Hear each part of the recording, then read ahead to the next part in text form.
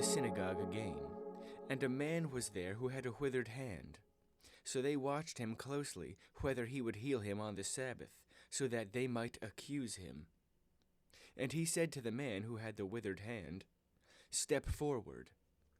Then he said to them, "Is it lawful on the Sabbath to do good or to do evil, to save life or to kill?"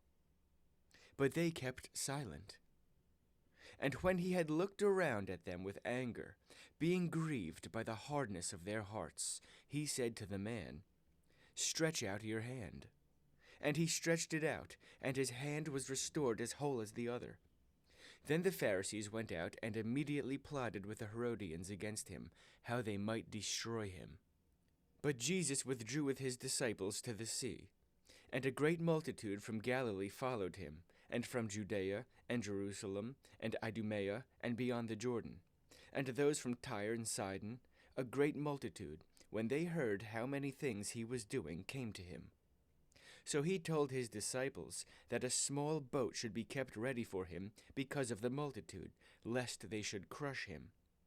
For he healed many, so that as many as had afflictions pressed about him to touch him.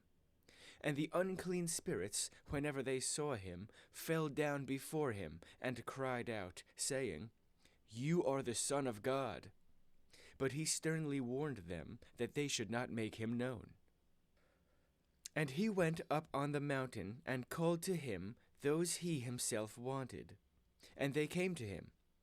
Then he appointed 12, that they might be with him, and that he might send them out to preach, and to have power to heal sicknesses, and to cast out demons: Simon, to whom he gave the name Peter, James the son of Zebedee, and John the brother of James, to whom he gave the name Boanerges, that is, sons of thunder, Andrew, Philip, Bartholomew, Matthew, Thomas, James the son of Alphaeus, Thaddeus, Simon the Canaanite, and Judas Iscariot, who also betrayed him.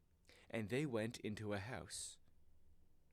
Then the multitude came together again, so that they could not so much as eat bread.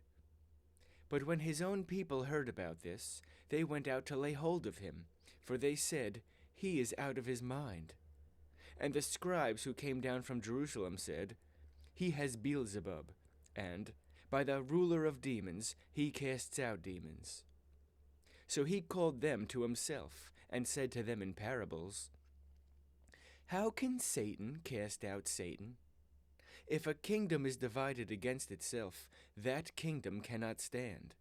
And if a house is divided against itself, that house cannot stand.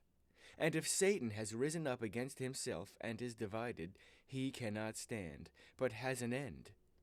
No one can enter a strong man's house and plunder his goods, unless he first binds the strong man, and then he will plunder his house.